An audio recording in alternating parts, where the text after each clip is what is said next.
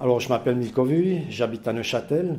Je suis né dans le Jura bernois, dans un village qui s'appelle Tramelan.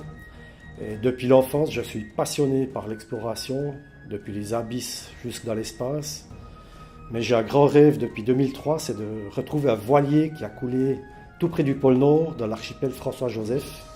Et ce voilier s'appelle le voilier Hera, qui est de l'explorateur Benjamin Leigh-Smith. Alors, l'origine du projet, c'est que j'ai vécu une année à Saint-Pétersbourg en 2003-2004. Et j'ai toujours eu envie de pouvoir aller au pôle Nord et peut-être aussi un jour au pôle Sud. Et j'ai demandé à une personne que j'ai rencontrée à l'Académie des sciences de Saint-Pétersbourg que s'ils organisaient une expédition, que je puisse me joindre à eux pour aller au pôle Nord. Et puis, ils m'ont dit, mais Milko, le pôle Nord c'est magnifique, mais il y a peut-être quelque chose encore de plus intéressant à faire, parce que le pôle Nord, il y a la banquise, il y a 4000 mètres d'eau dessous, sous la banquise. On va dans un archipel qui s'appelle l'archipel François-Joseph, puis on va rechercher un voilier qui a coulé en 1881. Et puis c'est là que ce projet il est né, à l'Académie des sciences. Et puis depuis ce jour-là, c'est devenu plus qu'un rêve, c'est devenu une grande passion et puis même une mission pour moi. Alors c'est devenu ma vie, puis c'est vrai que je vis pour ce projet qui prend une grande importance à beaucoup de niveaux.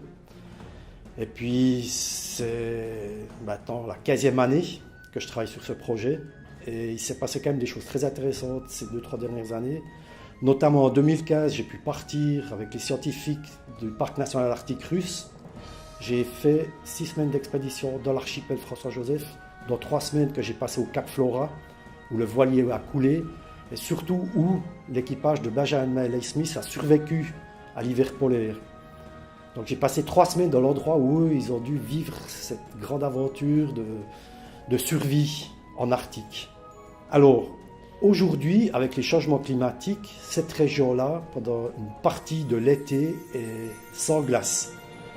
Donc, mon but, c'est vraiment d'aller là, de pouvoir le repérer avec un sonar latéral, envoyer un petit sous-marin téléguidé depuis la surface, mais aussi, surtout, de pouvoir plonger, puis d'aller voir de mes propres yeux cette épave. Donc, c'est mon travail, c'est ce que je suis en train de faire aujourd'hui. Et grâce à cette mission que j'ai faite en 2015, j'ai pu faire vraiment des repérages sur place et j'ai des informations très précises pour pouvoir retrouver le voilier.